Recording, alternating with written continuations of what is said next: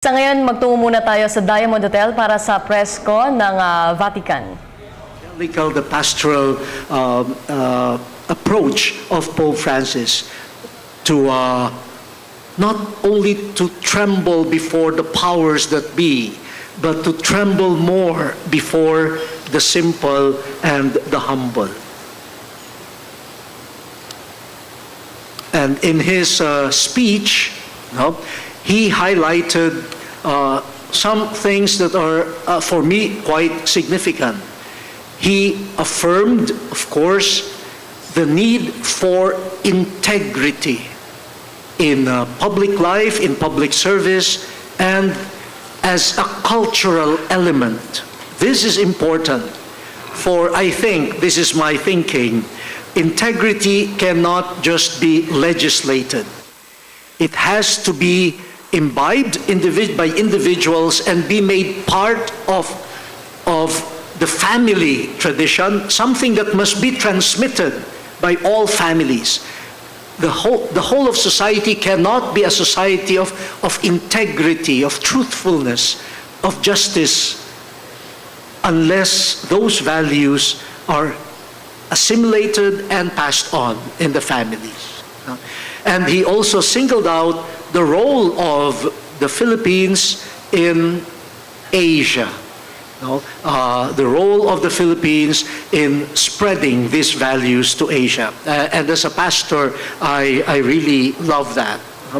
Then we moved to the Manila Cathedral, where he celebrated his first Mass here in the Philippines. And it was a Mass that was intended primarily for his encounter with some bishops and religious men and women and the ordained.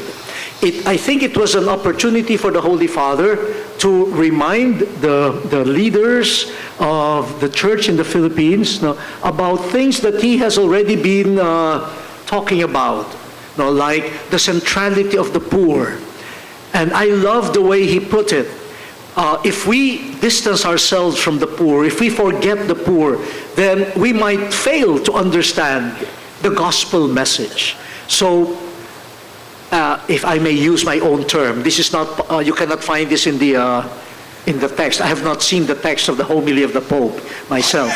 But I think he is saying that our commitment to the poor, our immersion with the poor, provides a hermeneutical key. No, it's a key to understanding the whole message of Jesus and the gospel. And it is a good reminder. For me, it can summarize the whole homily. And all the invitation to become close to the poor, everything, it all serves the mission of the priests and the religious in being proclaimers of the word. And then this was not part of the official program, but after the Eucharistic celebration in the Manila Cathedral, we just crossed the street to a shelter for street children called Tulay ng Kabataan. It means a bridge, a bridge of the youth. It's run by a foundation, and street children, and most of them victims of different types of abuse, they are sheltered there. And in that house, girls are sheltered. The foundation has other houses for, God bless you, salute. No, I heard that. Who's that? You, ma'am, yes. You need vitamin C. Where was I? They have a shelter for girls near the cathedral, but they also have other shelters, for boys, etc. And they have other small centers spread out in different informal settler communities. And it was a beautiful encounter. You could see the Holy Father in his element. I was translating for him because some of the children tried to tell a bit of their stories, and you could see the attentiveness of the Pope, and you could see his eyes even starting to.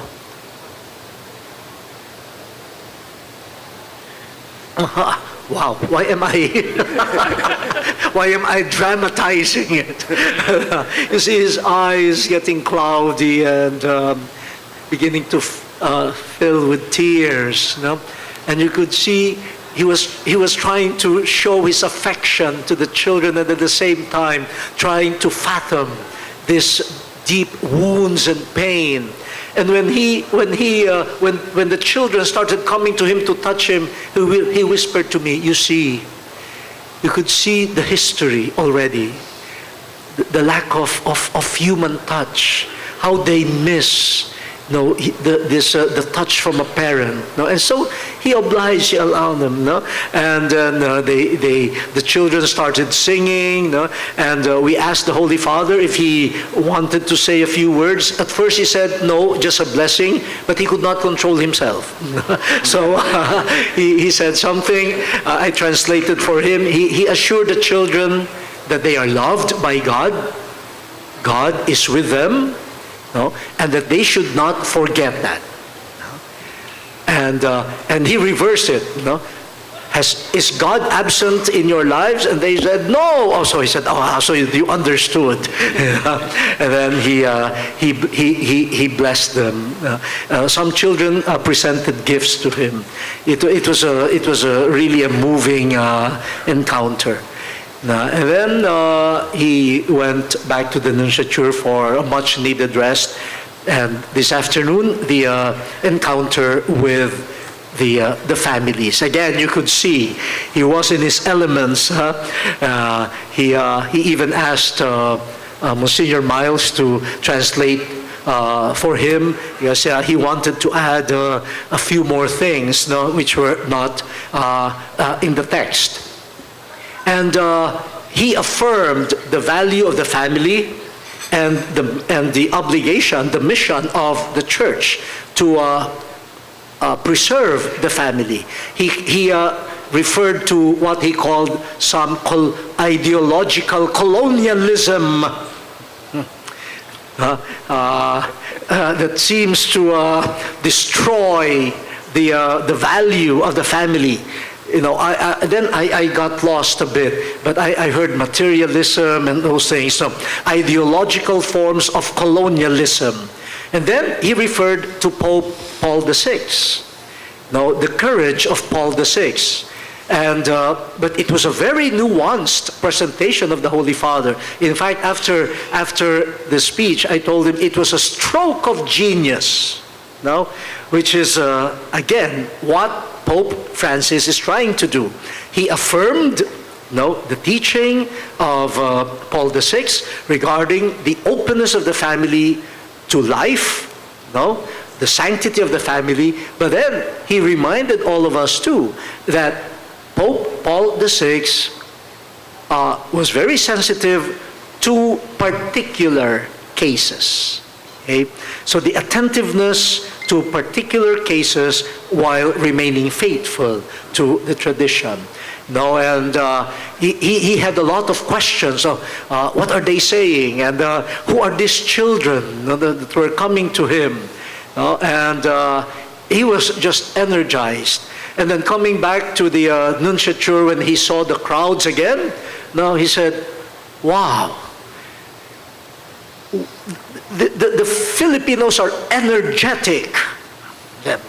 You don't get tired. I said, we are youthful. And he said, that's true. He said, there is a promise there. No. The future of the church is here in Asia. I saw it in Sri Lanka, the youthfulness of the church, the future is here. And I don't know whether I'm the one who's supposed to say it. Maybe I close there, and the continuation is with Father Lombardi. Yes, thank you, Eminence. I think that you have said all what is really important of today. I have not very much to add. but I also try to give my perspective. For me, it is clear that this day is a continuous growth, because also the participation, the emotion of the Pope is growing.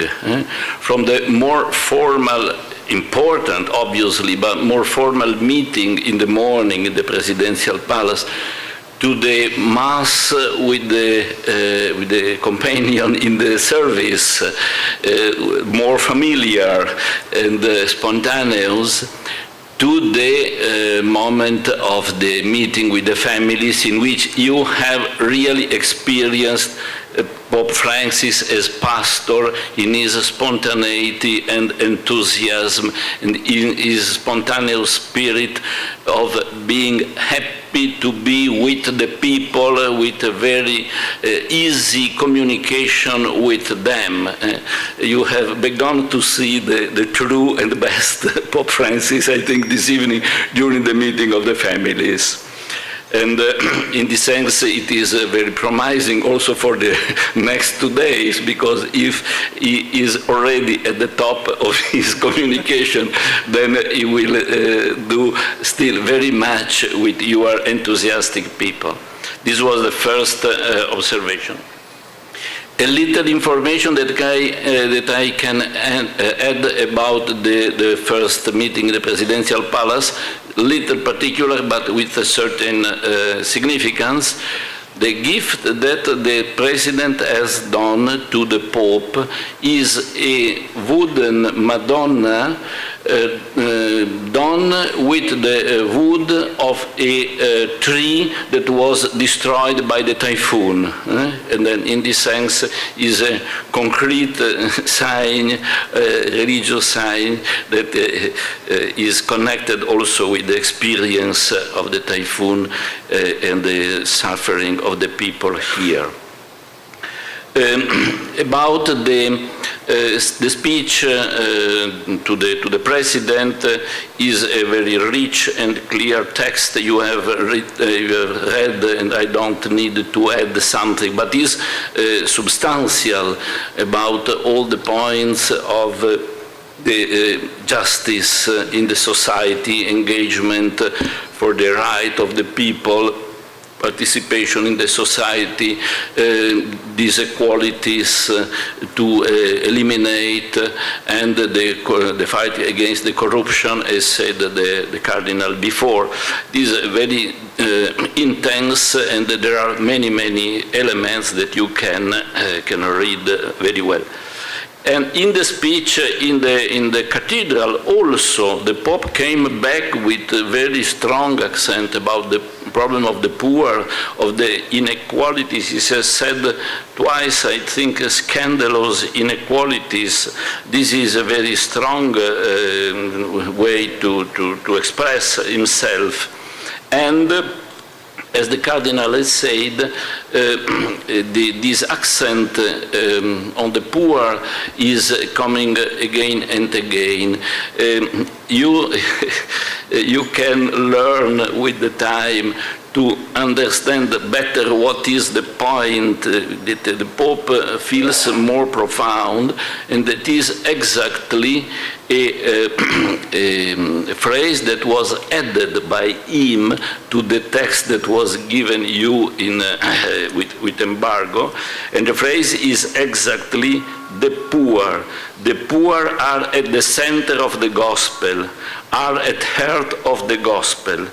If we take away the poor from the gospel, we cannot understand the whole message of Jesus Christ. This is added by the Pope during the homily explicitly, and he had asked his interpreter to help him to say this correctly in English, because he desired to say explicitly this message.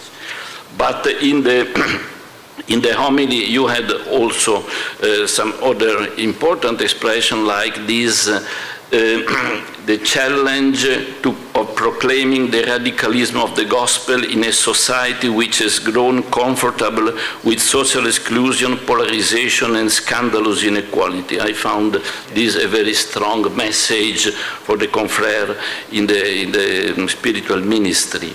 And also the appreciation for the Filipinos. This is important. The Pope begins to say many times his appreciation for the Filipino people. And during the homily he said, Filipinos everywhere are known for their love of God, their fervent piety, and their warm devotion to Our Lady and her Rosary. And he has repeated this twice. This is also a sign that is important for him to say this about the values of the Filipinos and of the religiosity of the Filipinos. And this evening we have come late because the Pope is doing another thing, that is a meeting in the Nunciature with 40 Jesuits. He is a Jesuit, and then he desires normally to have a meeting with the Jesuit of the place, and then there are 40 Jesuits in the Nunciature now, and he was talking with them. They said, we are 40 like the 40 elephants in Sri Lanka. And the Pope said, yes, but the 40 elephants were dressed in a very solemn way. You are more normal, in any case. But the first question that was posed by the Jesuit to the Pope was, what do you think about the Filipinos? And he said, I don't know many Filipinos, but I have met them, in particular in Rome, more than in Argentinian. And I have the impression that they have a natural dignity, more than other people. Maybe that the profound evangelization that they have received during centuries has given them a profound spirituality and dignity.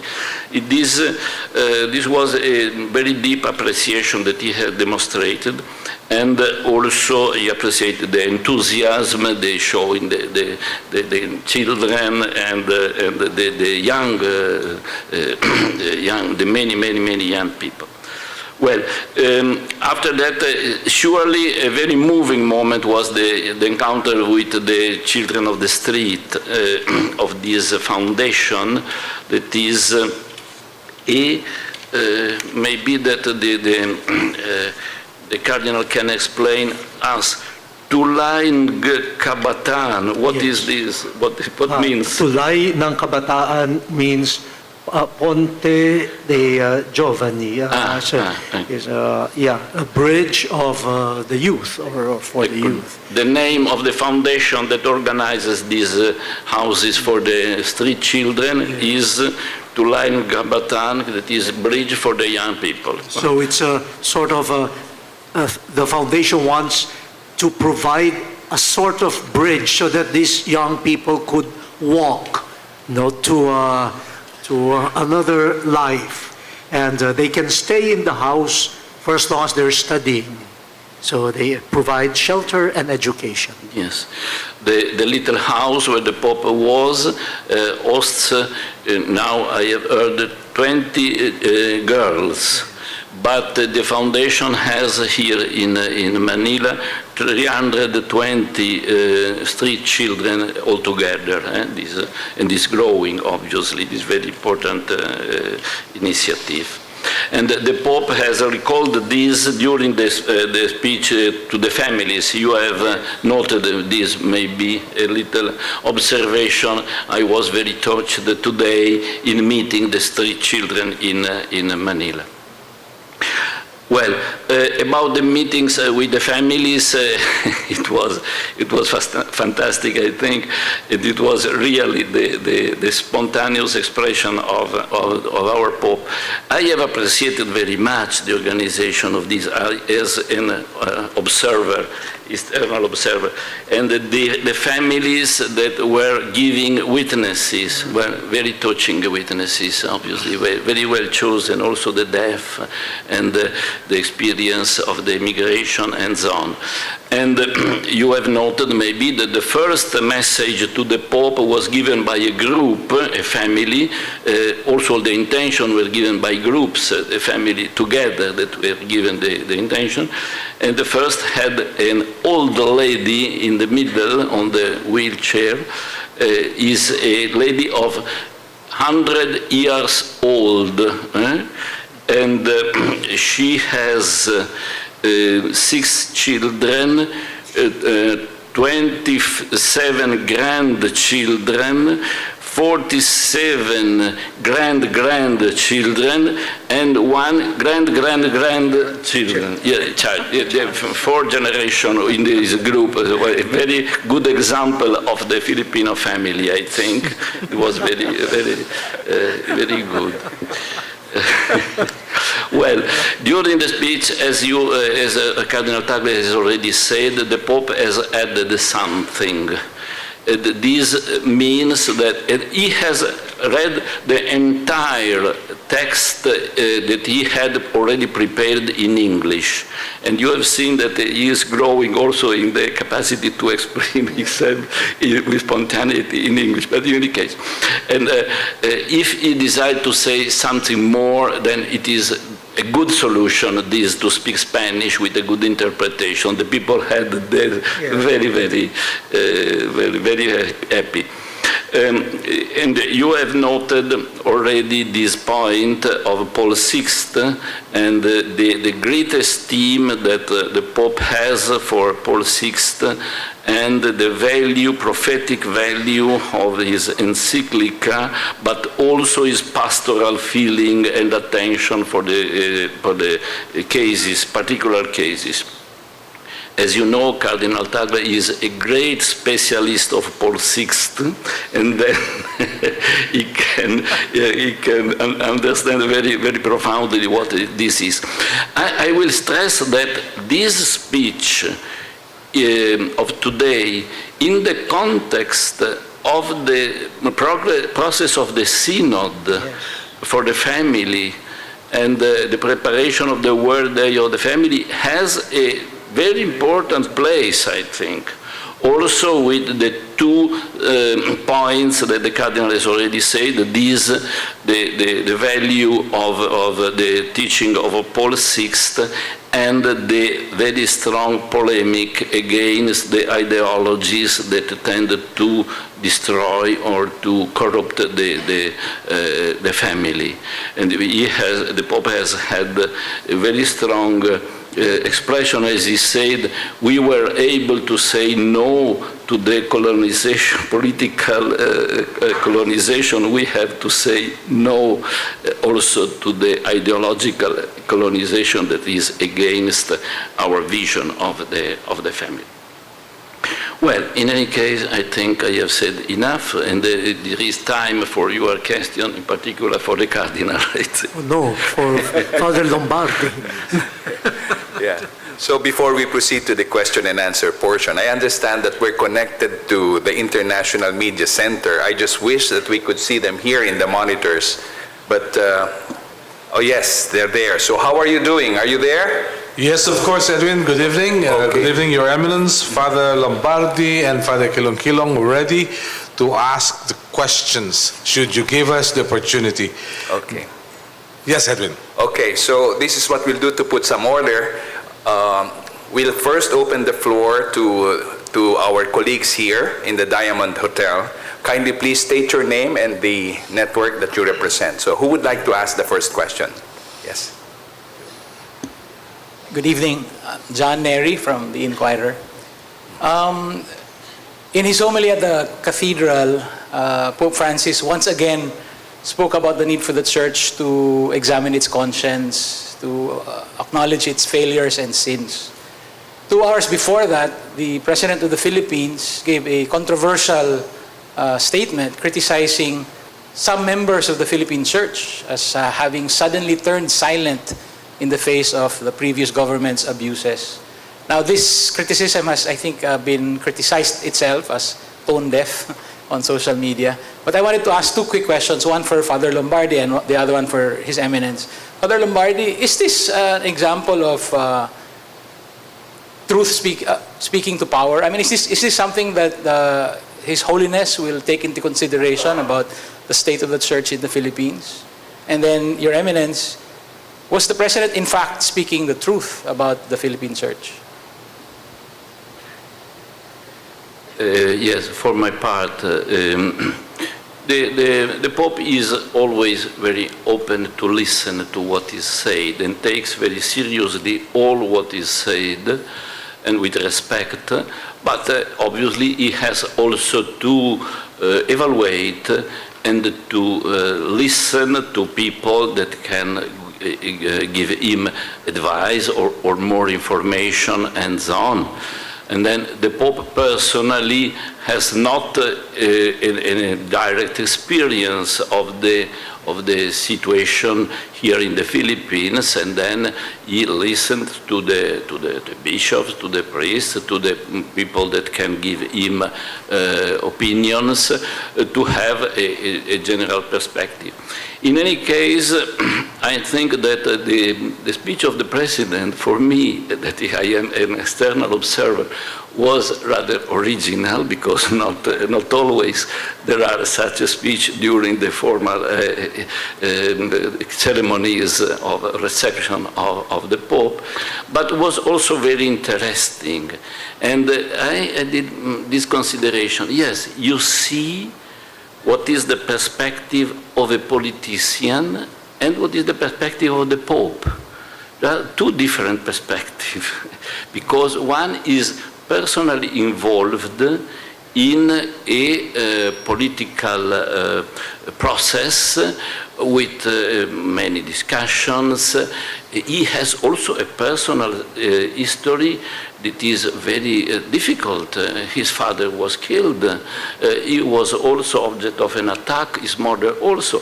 And then this is something that is that means in the life of a person.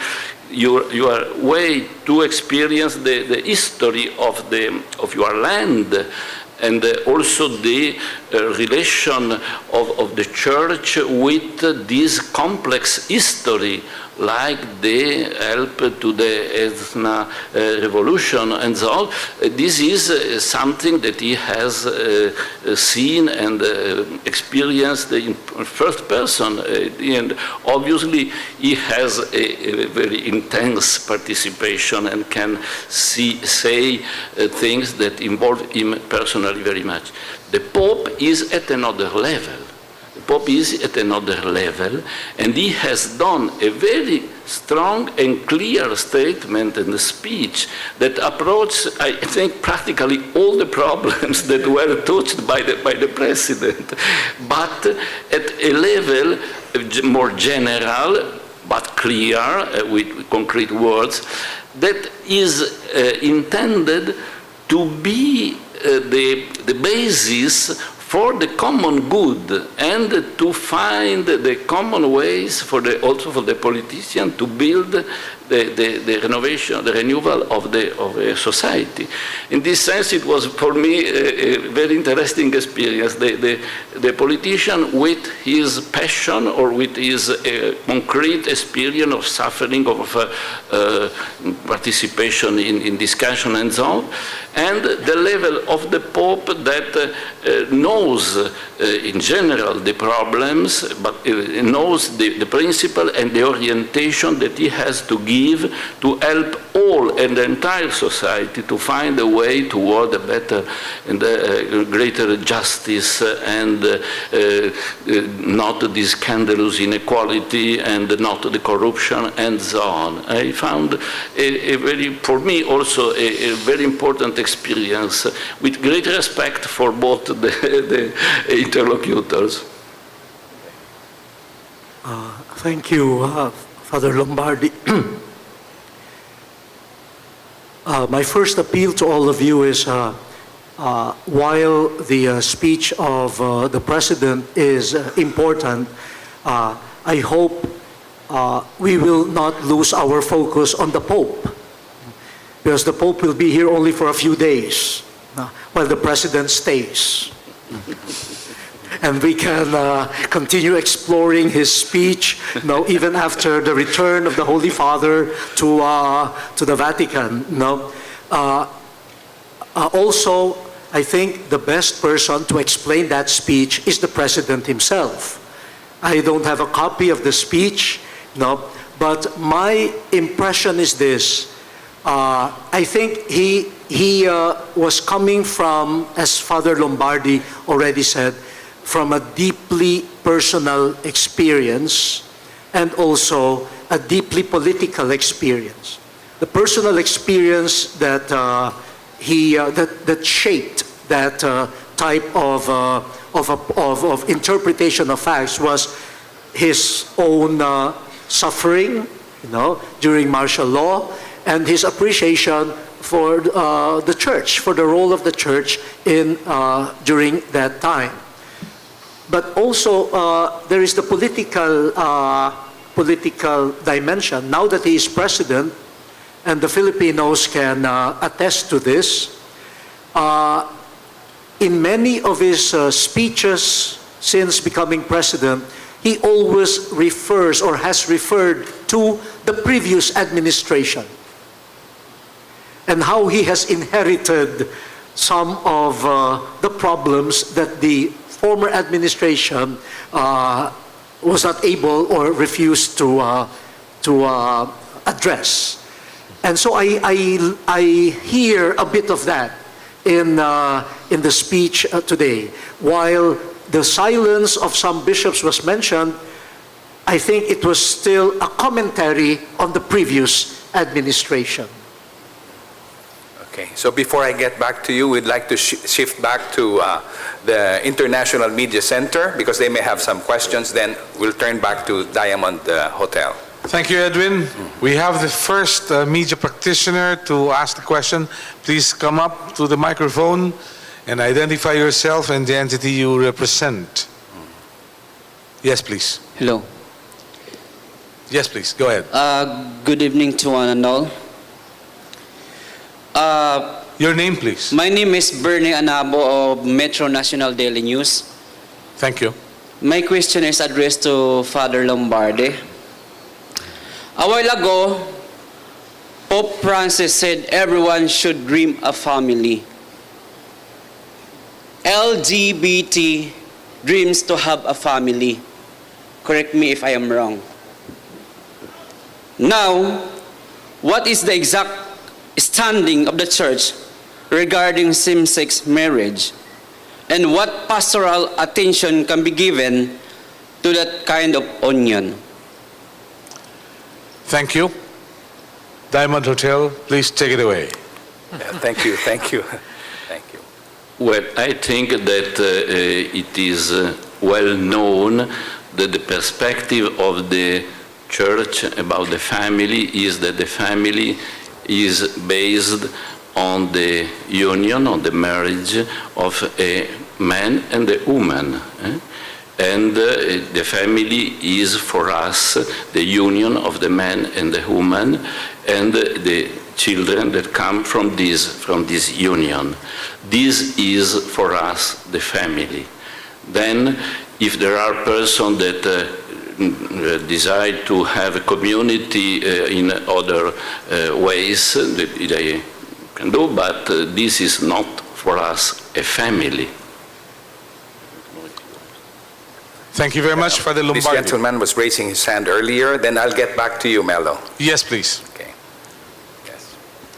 Good evening, Mark Zambrano from GMA News. My first question would be for Father Lombardi. Pardon me if this is kind of a trivial question, but it's been going around social media based on the observations of some of the people here in the Philippines when they noticed from the arrival of Pope Francis all the way to when he went to the presidential palace. There was an observation made by several netizens about the slight awkwardness and hesitation on the part of the Pope when it came to President Aquino's attempt to kiss his hand or shake his hand. Can you comment perspective-wise on protocol? Is there something on protocol regarding handshakes or the kissing of the hand of the Pope when it comes to these kinds of appearances? Because we all know this is also a state visit on the second hand. So can you comment on that, Father Lombardi?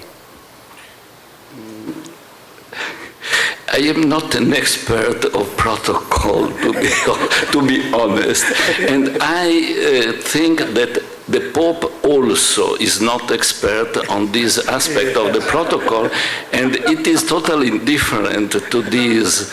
And what is the simple and normal way to approach the other? This is the way that he uses. I don't think that the Pope thinks about this, and I also. And then, in this sense, I am not able to answer your question. If someone gives me the hand, I give the hand, and I think the Pope does the same. And if you take the hand of the Pope and you try to kiss his hand, he has a certain resistance. Maybe you succeed, but this is not the most normal way in which the Pope desires to be greeted. I say, sometimes for me it's spontaneous to ask the Pope to kiss his hand, because this is for me also a traditional devotion. But I say that is not, he prefers maybe to have a simple handshake, and I think that it is his normal way to be. Okay, let's go back to the International Media Center. Do you Thank have you. another question over there? Yes, thank you, Edwin. Yes, please identify yourself and the entity you come from. I'm Teddy Lechadores of Metro Daily News. My question is addressed to Cardinal Tagle. Cardinal, now that the Holy Father has spoken against any forms of contraception, what will the Church do with the passage of birth control bill in Congress? It's been enacted into law. Your Eminence, please. Yes. Well, we will continue preaching what the Church teaches. With or without the law, we continue our mission. Okay. Who has the next question? Later, yes. Yes, sir. Yes. Question for His Eminence. I'm Ignazio Ingrao, Panorama Magazine. You mentioned that the Pope reminded the attention of Paul VI to the particular case. The issue was the contraception, of course. But do you think that these criteria could be applied also for divorced, the remarried, in the perspective of the next synod? Wait. We have a synod. We have a synod. I don't want to preempt the discussion of the synod. But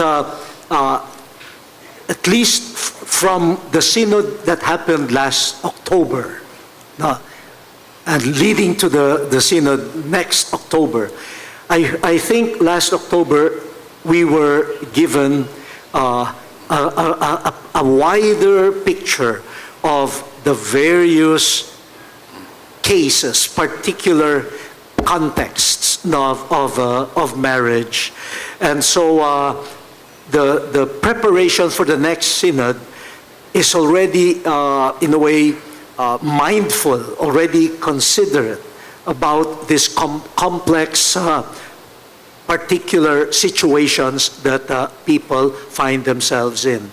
And so the pastoral response to the different situations will definitely consider what is the teaching and then also the unique situation. So in that sense, I think it can be carried through to other concerns or other questions regarding the families. Yes. Melo, do we have another question from the International Media Center? Yes. All right. There's nobody. Edwin, Okay, will you okay. allow me to ask a question? Brief. Very And if we brief. can't answer it, you'll have to answer it, Melo. Yeah. Well, I just saw the weather update. It says something about Amang. Will the Holy Father push through with his trip to Tacloban and Palo tomorrow? That is the question. The question? No, we are not informed that they are changing the program. The program is the same. We will fly to Tacloban tomorrow with the Holy Father. This is what we preview in this moment. I have heard that the weather previews are not the best in the sense that maybe it rains, but is not really a danger for us for the Pope to fly there, and the people in the Filipinos knows what the rain is and don't are afraid about this. I think in this sense our program for tomorrow is unchanged. Thank you Thank you very much, Mello. Thank you. Thank you. So, who has another question? Someone was raising his hand earlier. Yes, sir. The one, yes. Go ahead. John Allen, Crux on the Boston Globe. Father Lombardi, we heard today the Holy Father refer to the ideological colonization of the family. I'd like to know, did that in part, perhaps not the only element, but at least in part, was that a reference to gay marriage? This is, I think, in part also, yes. Yes. I think there are maybe strong demographical, political measures, or also a vision, anthropological vision that comes in law that diminish the importance and the central place of the family in the society, I think, yes. The gentleman in brown, yes. Can you please hand over the microphone? May, Yes. may I add Excuse me, something to before your John Allen's yes. question? In the Synod of Bishops last October, the Extraordinary Synod, there were some bishops and lay people, especially from Africa, who said that foreign help or foreign aid extended to them oftentimes is linked to some measures that the receiving country is somehow forced to accept. And some of those conditions for the aid seem to be an acceptance or a welcoming of some views regarding marriage or sexuality or what, which could be alien to the vision of the receiving country or culture. Yes, over here, I'm Sébastien Maillard from the French daily La Croix. My question is for His Eminence. Over here. This morning in his homily, the Pope Francis warned against the, I quote, the great danger of a certain materialism. Yes. And he was speaking to the priest and to consecrated persons. Do you take this as a harsh criticism, and how do you understand it? How do you accept it, and what you plan to do? Yes. I don't take it as a harsh criticism. Pope Francis is not the first pope to remind church leaders of the temptation of materialism. In fact, even in the Bible, that is one of the temptations that Jesus himself experienced, the promise of getting all the kingdoms of this world, etc. And so it is. It has existed as a temptation, and it is good to be warned, especially in a country like the Philippines and in other developing countries. You must have noticed that people in the Philippines love their priests.